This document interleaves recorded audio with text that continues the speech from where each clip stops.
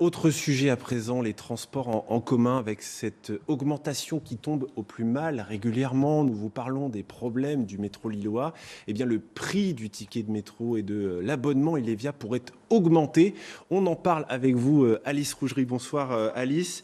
Vous avez pu consulter des documents dits confidentiels. De quoi s'agit-il exactement ? Alors, ce sont des documents de la MEL, la métropole de Lille, des documents normalement destinés aux élus qui vont devoir voter ou pas le renouvellement du contrat de Keolis, c'est la société qui gère Ilévia, les transports en commun de la métropole, bus, métro, tramway. Il y a des milliers de pages dans ce contrat. Ce qui nous intéresse, ce sont les conditions tarifaires, car vous l'avez dit, les tarifs pourraient bien augmenter progressivement. Exemple avec le ticket de métro, 1,80 €. Aujourd'hui, ça pourrait passer d'ici à 2031 à 2,20 €. Cela fait tout de même 20% d'augmentation. Autre exemple, Simon, avec l'abonnement mensuel, 55 €. Cela pourrait passer là à plus de 67 € d'ici à 2031.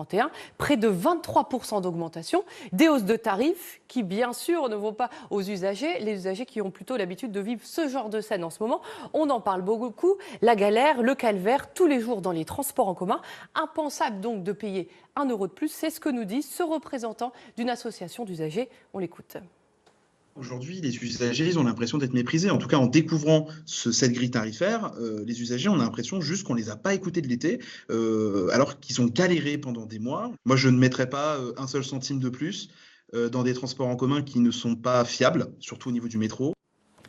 Voilà, et donc est-ce que ces augmentations finalement vont avoir lieu Alice ? Alors on serait tenté de dire oui parce que Keolis est le seul candidat à sa succession. Il y avait des concurrents en potentiel, la RATP, Transdev, mais ils se sont retirés.